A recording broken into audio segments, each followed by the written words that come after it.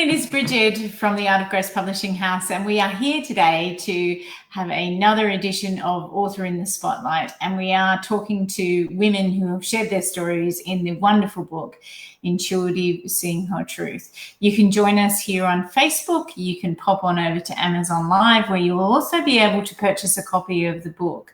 And I implore you to do that. We will put the links in for you throughout the show. At any time, you can jump on over to Amazon Live TV and you can watch us over there.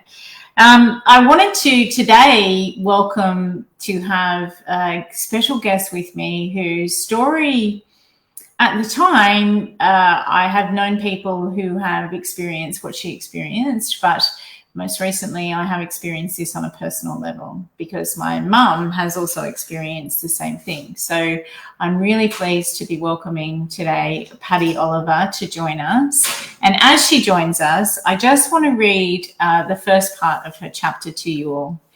Patty Oliver, Personal Power. I was being led down a long, empty hallway in the medical building. There was absolutely no one in sight, as it was late on Friday afternoon of a long holiday weekend. So everyone probably bailed early. I could feel the silence, yet the pounding of my heart was echoing in my head, along with the clip-clop of her shoes, as the nurse, clutching her clipboard and walking quickly with her eyes down as if to avoid eye contact, hastily directing me to a room at the end of the corridor. I was probably the last checkbox on her list today, too, before she could start her holiday weekend. I'll make this brief, she said bluntly. You have breast cancer. We don't know what stage, we don't know how invasive, but you have breast cancer. You'll be assigned a medical treatment team that will consist of a surgeon, a radiologist, and an oncologist who will direct your cancer treatment program. Patty, this has rang true for me recently, and it must be hard for you to relive that moment, but at the same time, it's such a gift to others that you've shared this story, and it is so compelling, and here are you on the other side and living a wonderful life. Yeah. What was it that made you share in Speaking Her Truth this particular story?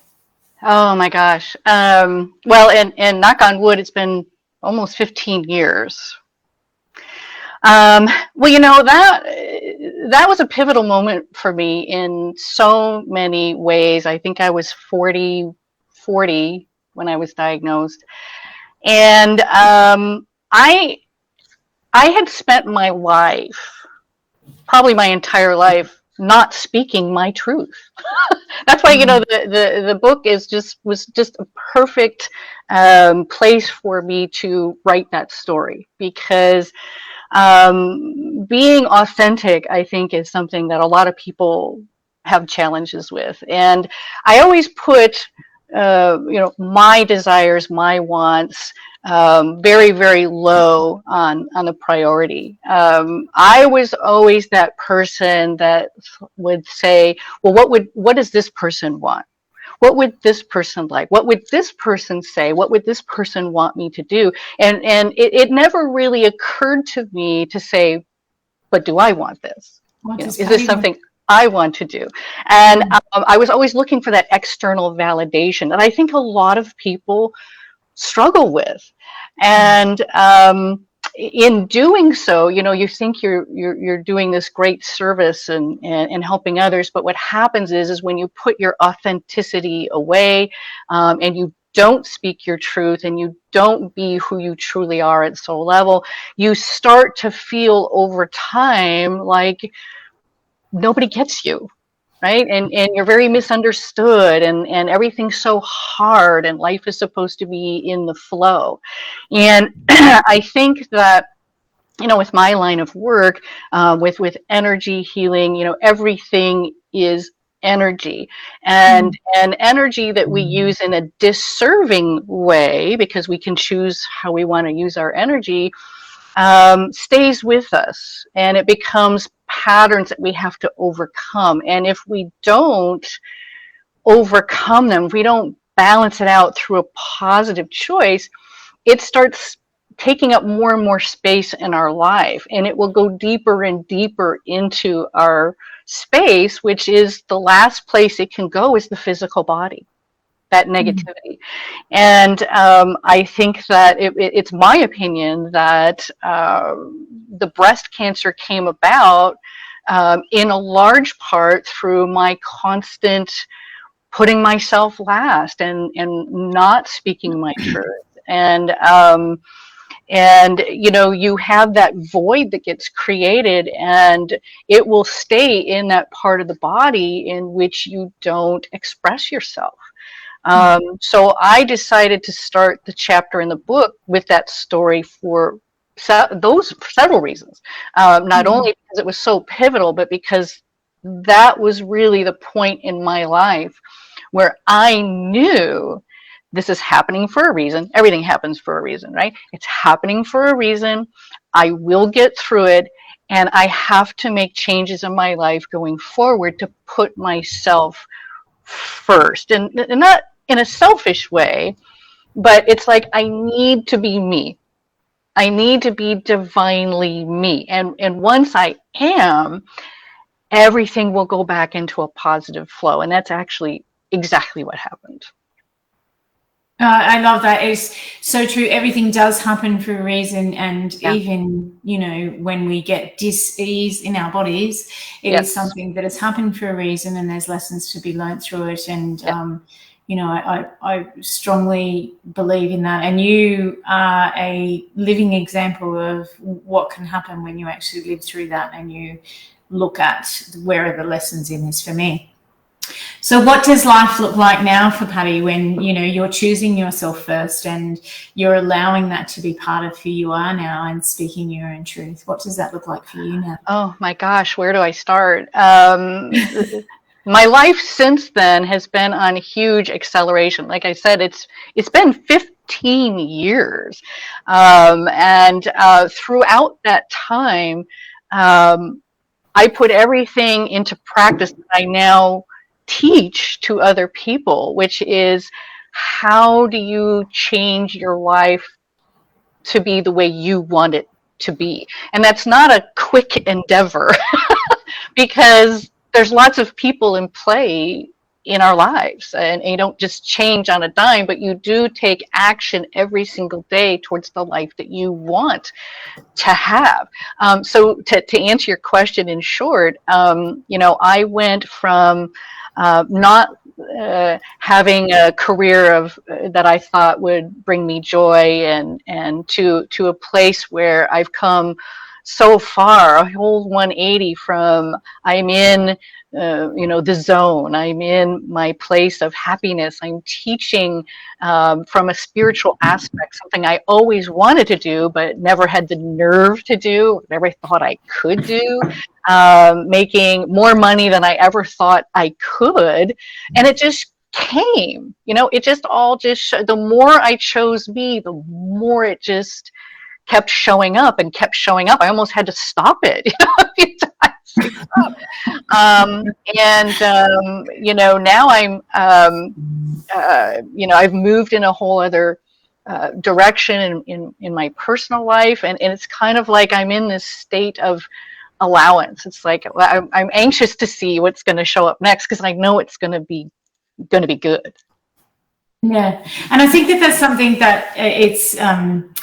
You know, it makes life more exciting, doesn't it? Because you are really living in that space of what's next for me and allowing it to just come to you. Yeah. I love that you're actually in a pivotal time now. You are pivoting, and I am.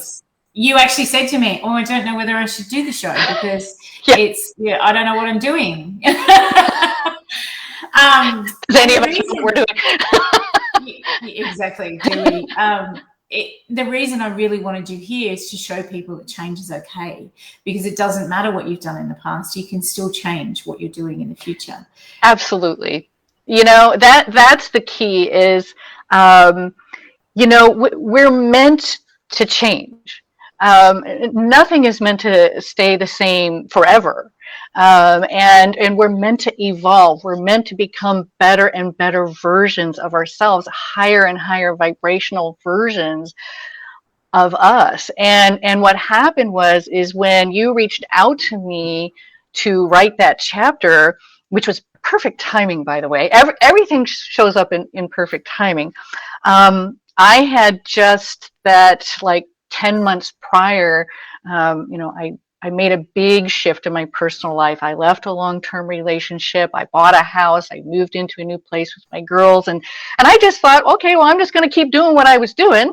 I take my healing work from this place, and I'm going to go here and just continue on and happily ever after. But what happened is that it became a little bit of a disconnect where I was and the work, the way I was doing it didn't quite jive anymore. And I struggled with that because I didn't expect it. But then again, I should have expected it because I teach this. It's like, well, when you change, everything around you changes to meet your new vibration. And so I struggled with it. I'm like, what am I going to do? This doesn't feel right. It's not clicking the way it used to for me on my end of things. And I finally decided that I needed to pull back on how I was doing the work, because I think I have a bigger message. I was working very much one-on-one, which is beautiful, but I think that my message now has a bigger audience. I think I have a bigger message to give and to work with people in a bigger way because I stepped up. So my work needs to step up, and I needed to allow for that. And I think when we're in that state of flow, that can be so hard to be in, right? Because us humans, we like to know where we're going. Yeah, and to have that list and that plan and that, what are we going to do next to get there? And I think you have to have intentions. I mean, life is about intention. So I think you've got to set that intention, but then release how it shows up. Mm-hmm. And so I struggle with it. I'm like, well, I have to just release. I have to let it go. I trust that I've up-leveled in my life, and so the universe will follow suit. The universe will find me where I'm at and show me the next steps that I need to take. That's a scary place to be, but it's so necessary for our manifesting and our joy, because then the universe will bring me what it is I should be doing. And that's the funny thing. Like I don't like to use the word should, except when it's what the universe thinks I should be doing. Well, and that's how I got into energy healing. Oh, really? I didn't set out to be an energy healer at all. It found me. And it found me when, after the breast cancer, and I decided I need to take new action, because it's always about action. It's one thing to think it, you have to do it, right? That's what counts, is what you do. I decided, I'm going to go back to school. I'm going to open a spa, which is what I wanted to do. And I'm just going to be me. And I don't care what anybody says. It doesn't matter. And then through the process of doing that, it just showed up. Mm-hmm. Energy healing arrived in the form of Reiki, which I didn't even know what it was at the time. Someone introduced me to it. I'm like, what is this? And it was like, I have to do this.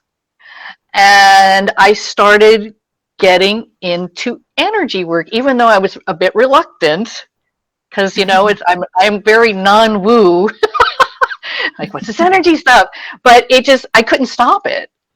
And then more and more people kept showing up for the energy work. And I'm like, wow, who knew? And then I became very intuitive, which I didn't know. I had to figure that out for a while. That was a really interesting process. I guess I'm intuitive. And then I started slowly evolving into other kinds of energy work. I didn't set out to do it. It found me when I was ready. I love that. And it's I think it's pertinent that you're on the show today with Tara, because I think, recalling her chapter, she started with that she fell into her spiritual gifts. So it's that, it happens whether you like it or not. It's going to keep coming back until you actually accept it. Right. I think that you touched on something there where you said, oh, hang on, I'm intuitive. My belief is that we're all born as intuitive. Yes. You don't learn to crawl because you've watched somebody else crawl, because adults don't get around crawling, and babies, that's the first process that they take, is they crawl, or they do the army crawl where they're doing it on their belly and just use their arms, or the butt shuffle. They do that intuitively. They do what's right for them intuitively. Correct. And we're all born with the intuition, and somewhere along the way it gets lost. Do you think that everybody has the ability to actually get that back and use their intuition? Yes, but it's hard. It's hard because it entails a lot of trust. And you know, you mentioned something interesting about the kids. You know, they learn to crawl, and they just do what they feel they need to do. And working with children is so much fun because they don't question the positive energy they're receiving. They're just like, oh, I feel good. Great, let's go with it. Human adults question everything. Right? We're like, why? And well, that doesn't sound logical. And most of spirituality and things that we should be doing don't feel logical at first. So we stop and we question. And then, you know, the thing about intuition, and this is just my interpretation, but you know, when you get an intuitive hit, it's quick, it's clear, it is unemotional, and it's that fast. And then we start questioning. Yeah. And then you talk yourself right out of it. And someone asked a question in here too. It's like, you know, when you up level, do you experience resistance? Oh God, yes. and going back to your intuitive question, it's like, wait a minute, what I'm getting doesn't seem logical. It doesn't seem right. It doesn't feel right. And the reason it doesn't feel right is because it's shifting you. It's trying to up level you. It's trying to get you out of your comfort zone. You know, up leveling is very, very uncomfortable. And we don't like to be uncomfortable. It feels wrong. It feels like, well, it's not the right thing. I shouldn't be doing it. So then we pull back. Yeah. But learning to trust that voice, learning to just go with it sometimes, even if you kind of resist, and see what the results are, it's pretty darn cool. Yeah. I would agree with that. And over on Amazon, we have a few people watching, and one has said, loving this story and your share, Patty. So thank you, Patty, for sharing. Absolutely. Everybody can jump on over to Amazon and grab a copy of our book, Intuitive Speaking Her Truth. I don't have my copy here today, but Patty has hers. Thanks, Patty. It is a beautiful book full of wonderful stories, including Patty's in there. And she will talk about what she was doing for work. And that has changed now. But if you resonate with Patty, you can still reach out to her through those links that are in the book. Patty, tell me, what is it that you think is coming next for you? Well, I think it's going to be a little bit of a mix, a kind of everything that I have been doing. I mean, one thing that's on my list is to write a full book. Okay, so so what I was working in, and I still want to bring that in, is something called the Akashic Records. So do you want me to talk about that a little bit? Yeah, okay. Go for it. So the Akashic Records exists at the fifth dimension, right? And of course, we live here in the third, and it holds all the information about the universe. You know, everything that has been, everything that will be, gets recorded in this, you know, spiritual database, I guess the best way to describe it. And so every soul has its own Akashic record, and in that holds all the information about your soul, all your gifts, your strengths, your attributes, everything that you have at your disposal when you incarnate to use to create your abundance, however you choose, whatever that means to you. But you also do have to choose it, because we come in with free will. So when I would do a one-on-one reading, I would, you know, dive into someone's Akashic record with their permission and say, hey, these are your gifts. This is what you're strong at. This is what you're here to learn. This is your life lessons that you wrote before you came here. So your life lessons will drive all of your experiences. So it's like, no wonder this is happening. This is here. And then it also holds something called your karma. Karma is a very misunderstood term, right? It's a lot of people think it's punitive. It's, if someone hurts me, I got to hurt them and then we'll be even. And, it's very much not that. So karma is the energy of a choice you make that doesn't serve your highest good. And if you keep choosing it over and over and over again, it becomes a pattern that you need to break. And if you don't balance it out through a new choice and you pass away, it becomes karma. So then you're going to reincarnate with all of those energies in place, and you basically picked up where you left off. And so that's why people come in, it's like, when you have kids, it's like each child is uniquely themselves. They have their own little personalities, their own little agendas, right? And it's like, oh, they're just picking up where they left off. And this is here where they left off. This is what they're struggling with. This is how we're going to clear it. And then we do some energy work. And then it just really opens up your ability to take your life in a whole new direction. And that's the basis of the work I was doing. And I still think there's a way to do that on a bigger level. So I'm still figuring that out. I love it, and I think that's a great description. I say Akashic Records. I don't know whether that's because I'm Australian. With our slang, we like to slang everything over here. So I think that that's the best description I've heard of it before. Oh, good. I love that description, and I like how you describe karma too. That's very much the Buddhist belief too. That's how karma works. Yes, so very neutral. Yeah. Mm-hmm. And you can see it, the lessons that you're meant to learn, you can see when you have children. If you have children, you can see it come through in the children too, because they're there to be your teacher. So it's a beautiful thing to watch evolve. Well, I look forward to see what's coming next for you, and I can't wait for you to write your book. That's going to be an exciting thing for you to bring out into the world. And I know a really great publisher if you need one. Really? Who would that be? I got your number. I'm calling you. Yeah. So everybody jump on over to Amazon Live, grab a copy of the book. You can read the rest of Patty's first part of her story, and then you will go on to read her whole book when she endeavors to complete that this year. Look forward to seeing you again, Patty, and thank you for being with us today. Thank you so much. It's been really awesome. Great. See you later. Our next guest is a woman that when I first spoke to her, I was absolutely excited. I think that's probably the word that describes it the best. And the reason I was excited is because she had a background in the military, may have still been in the military at the time. I'm not sure if she still is now. And I was very excited about this because she said she was working in an area where her spiritual gifts were seen as something that was very woo-woo. Now, Patty also touched on that as well.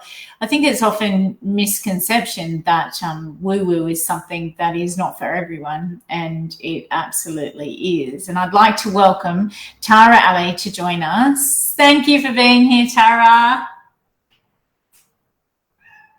I couldn't hear her then.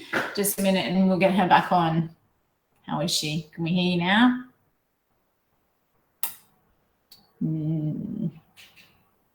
Having a few little tech problems. While we're doing that, I will read out Tara's bio. Tara is a certified Reiki healer, spiritual coach, and gifted psychic medium. Tara discovered her psychic and spiritual abilities to hear, see, and feel spirit at the age of 4. It was then that she began speaking with past loved ones and guides, and then relayed these intuitive messages and dreams to her family.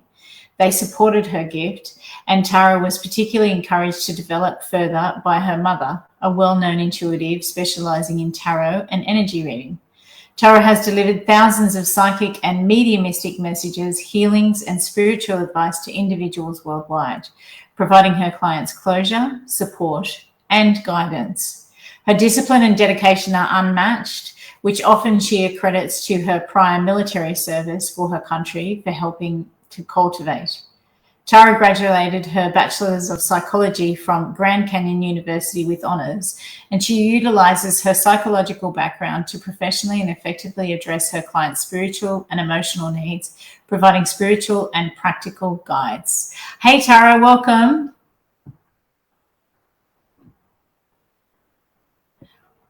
And I can't hear you, darling. No audio. We might have to leave Tara and we shall bring on Michelle, which means I need to change my page in my Kindle book.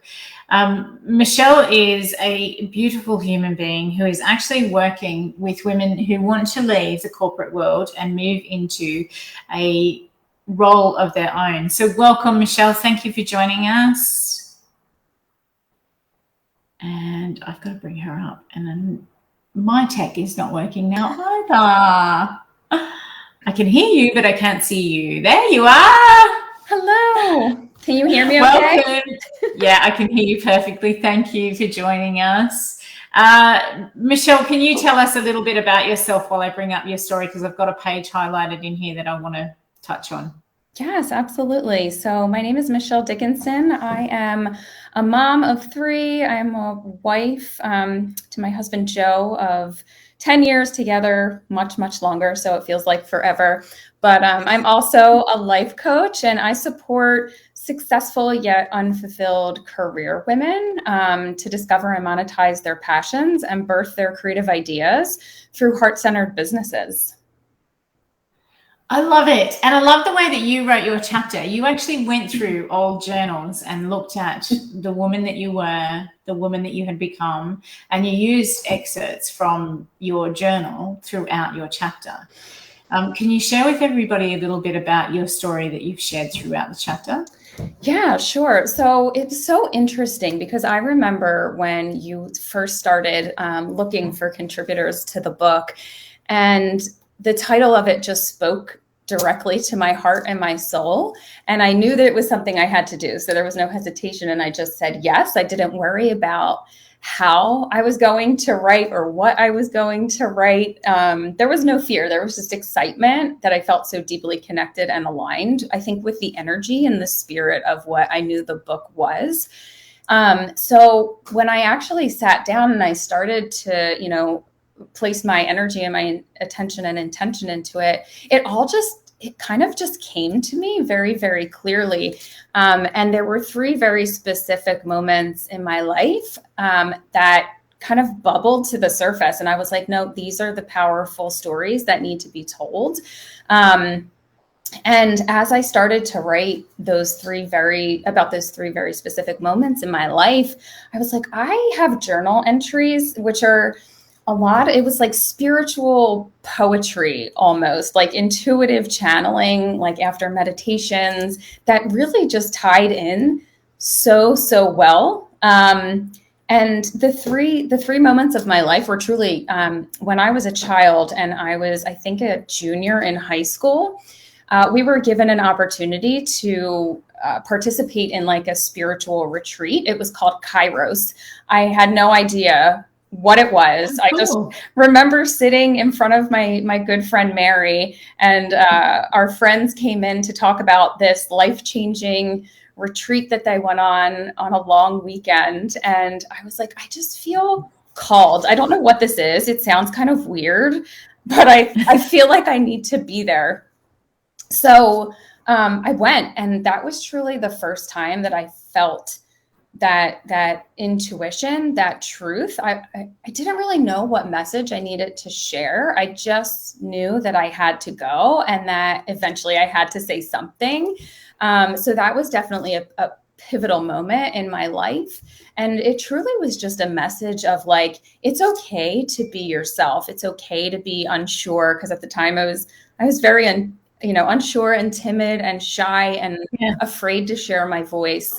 So actually speaking what was on my mind and in my heart, it felt very healing and very liberating. And that's why the 3 sections of my chapter I had to write them down because I was like, I'm not going to remember them off the top of my head. The first is awakening to your truth, the welcoming. And that's truly the section that spoke to my childhood, attending that spiritual retreat. And the second moment of my life was kind of like my journey through college. And that was called Accepting Your Truth, the Healing. And it was more so knowing that, like, I know I didn't want to do the traditional path, right? The start of my professional journey. Like, I essentially was told, like, all right, it's time to go to college, when I was like, no, I want to do something more creative. And I just had that inner knowing, but, off I went. I think, like most people do, you go to school, you get a degree, you get a good job that, has a decent salary, and you get married and you have kids, and that's life. So yeah, I studied accounting. I hated it, but I was good at it. So it's what I did. And I just felt like that was my path. So it was a path that I traveled down for a really long time, until, I got older and I started to have kids. And I think I felt more connected to myself, and my spirit and my perspective on life had changed. And that's, what brought me to the third and final section of the book, which was speaking your truth, the liberation, right? When I had my third baby, I knew that was another pivotal moment of me actually saying, this is not a life that I want anymore. I created this life and all of this success for myself, but I don't want it. I don't want the traditional path. I don't want the traditional life. And I know in my heart, I'm meant to be serving people and helping people in a way that drives more impact and change in people's lives. So that's essentially the three parts of the book that just truly spoke to my soul, and they came through me. And I felt like those were the three moments that needed to be shared. I just want to share with everybody the first section where you share an excerpt from your journal, and it's in the Awakening Your Truth, the welcoming phase. Oh, dear girl, all you ever wanted was to be loved and accepted. You were timid and unsure, words resting on your heart with bated breath, but never spoken aloud. Your quiet, sensitive nature misunderstood and mocked. They didn't know how their words broke you, and you didn't know, and the only love and acceptance you needed was your own. So that's you talking about reading your journal, right? So that was an entry that I had written. I guess it was just a reflection of myself when I was young. And I guess in a way, like writing the words, those words specifically in my journal to my younger self was a form of acceptance and healing. Because I was like getting emotional when you were reading it, because I think those are such impressionable times in our lives, and they shape us and they mold us into who we think we are. But sometimes those are unhealed versions of ourselves. And I think this book has truly helped me kind of clear that energy. And it felt really, really good, while very vulnerable, right? It felt really good to share those words, because I felt like so many women, I think, can relate to that. And yes, that does speak to, I think, my quieter nature when I was a child and feeling very unsure of myself. And I think in a way too, that makes people uncomfortable, is to have kind of like a quieter confidence almost. Yeah. Which I think can be also a reflection and a projection of like their own insecurities. Oh, I love that. And it's something that I think so many women do struggle with this, that they carry with them what had happened to them in their past. And they, even though they think they've let it go, they haven't let it go. And that trauma still lives through their body, and they carry it by doing what everybody else expects of them, rather than doing what they would like to do, or what they would love to do, what they were put here to do. They're not looking for that. You help women to do this. You help women who are in that exact space to move through it. Can you tell us how it would look for a client to come to you? Yeah, so I'll share just a little bit of context about the women that I serve, because most of them are well-established, like very successful working mothers. So many of them will tell you, like, I kind of just fell into my career. It's something I was good at, but I've always known in my heart that there's an inner artist inside of me. Or a lot of them have gone through these kind of like crazy transformational, sometimes even traumatic experiences that have shaped them again. And that's something that they want to help other people with, but they don't know how. So truly, I would say my zone of genius is to help them see that potential in themselves, and to really, I have a creative discovery process that I take them through, where we look back at your life and we talk about those like pivotal aha moments. Because a lot of the times what I've come to find through the client work that I've done is that we want to help an older version of who we were. We want to help people through the experiences that we've also lived through. And I truly find that, you know, starting a business or a passion project that leverages your passions, your zone of genius, and your personal story is one of the like most effortless and I think authentic ways to start something of your own and to help people. And most people feel like an imposter when they, you know, start down an entrepreneurial path. But when you're leveraging your passions and your lived experience and your personal story to create another experience for someone else, it's like nobody can take that from you. And I think that's so powerful.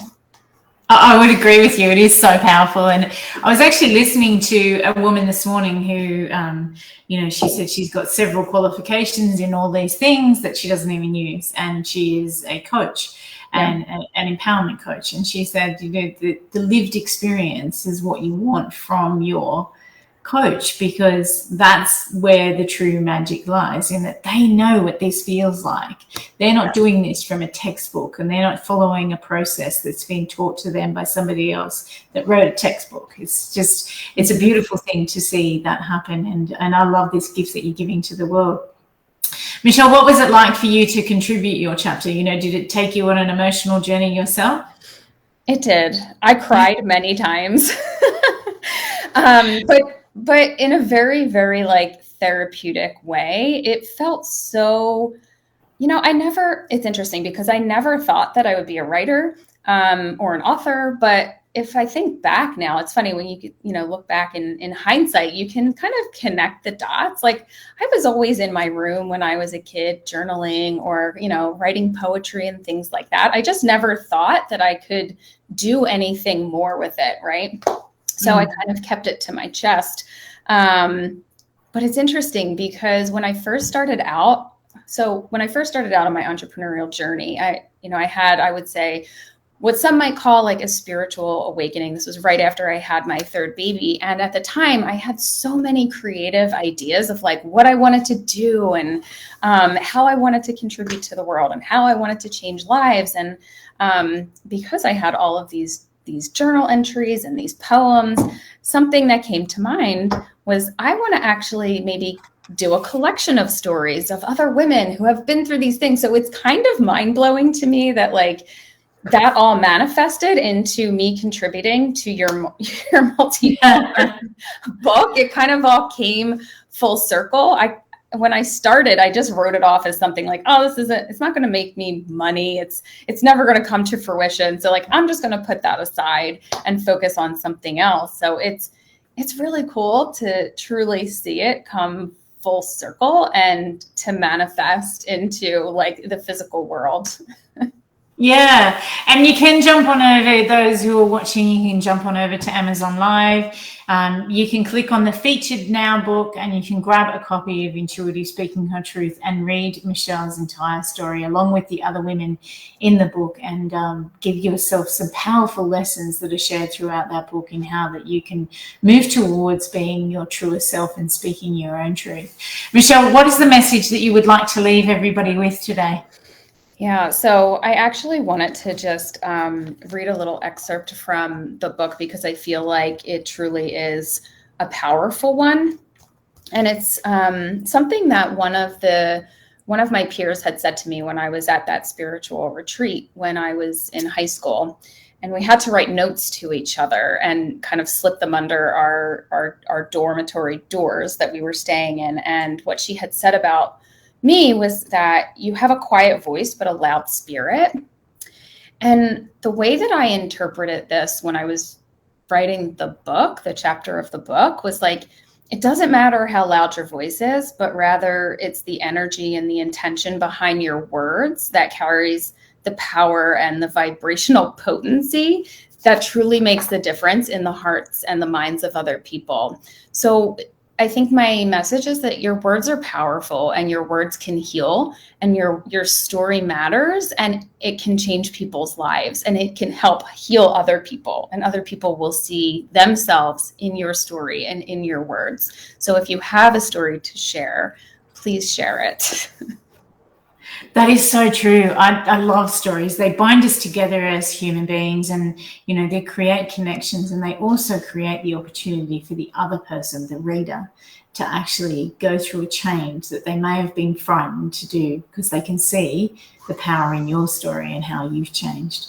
Thank you so much for being with us, Michelle. People can contact Michelle through her details that are in the book, and Adaire will share with us now, our beautiful producer will share with us now.